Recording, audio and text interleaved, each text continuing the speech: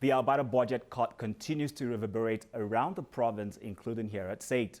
State Broadcast Engineering Technologies program has been cut. As Conagon reports, current students will get their diploma, but that will be it. Winter's just about over, and the snow and ice on the ground will hopefully be melting soon. Snow and ice can be dangerous on roads, but something just as dangerous to drivers comes after they melt. Darren Bain joins us from outside Senator Burns. Darren, what can drivers expect with melting snow and ice?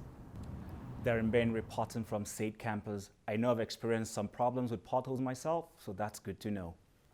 Following proposed plans by the Alberta government to make changes to the healthcare funding model in the province, a new poll has surfaced indicating that a large group of doctors in the province may be considering other options that include walking away. Roughly 20% of the 11,000 physicians in Alberta were surveyed, with the data showing that 1/3 are looking at changing the appointment duration, 25% claim to be getting offers from other regions, another 25% are looking at dramatically changing medical practices away from clinical model, while 5% are considering retirement.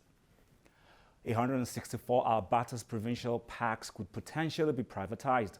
Proposals to find partners for the park have been given out, but consumers are wondering how privatizing parks might work.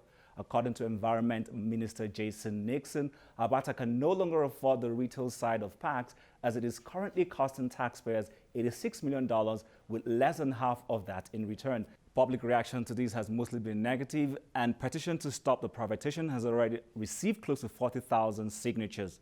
The long-awaited provincial report on safe consumption sites was released today, and there are no surprises. The report shows crime has risen in areas where these sites are placed. As Nathan Anderson reports, the increase in crime is significant. There are now as many as 37 cases of coronavirus in Canada. 2 new patients were identified in Ontario today, and another presumptive case in Quebec.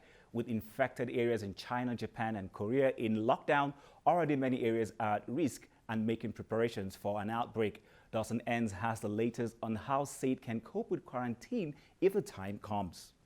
The City of Calgary has put together a series of open houses to enable Calgarians learn more about Stage 1 of the Green Line LRT project. So far, the city has released a set of images of possible designs for the project, and they're exploring different ideas for bridges that will cross the Bow River and Princess Island Park. None of the designs are final. The project team says they will outline their process on April 23rd. More on the project and the dates for the open house, visit the city's Green Line site. Those are today's top stories. We'll have your full forecast for you after the break, but first, Zach Stewart has a look at what's going on around Calgary this week. Ward 11 Councillor Jeremy Farkas is sponsoring a motion to put an end to the tradition that sees councillors receiving a transition allowance. Under the current policy, councillors are entitled to receive a sum of money upon retirement, defeated while seeking re-election, or should they get re-elected to another order of government. The payment depends on how long a councillor serves in office and grows at the rate of 2 weeks of pay for each year of service. Farkas said he declined $17,368 allowance due to him as a one-term councillor. SAIT students are getting worried as few of them have received any scholarships since the September deadlines. Some think they won't receive anything at all.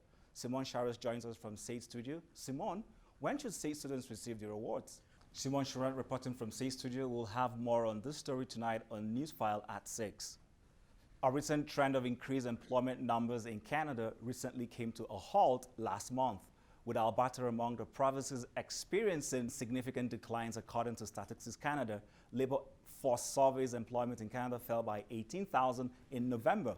The most notable drops were in the natural resources sector, as well as wholesale and retail trade. The unemployment rate increased by 0.5%, and the rate is now 7.2%. Chief economists are saying that the employment numbers for November 2019 in Alberta are nearly identical to those of the numbers in 2018. Economic watchers are saying it's a sign of a weak economy if jobless numbers continue to rise. Those are today's top stories. We'll have your full forecast for you after the break. But first, Carlos has a look at what's going on around Calgary today.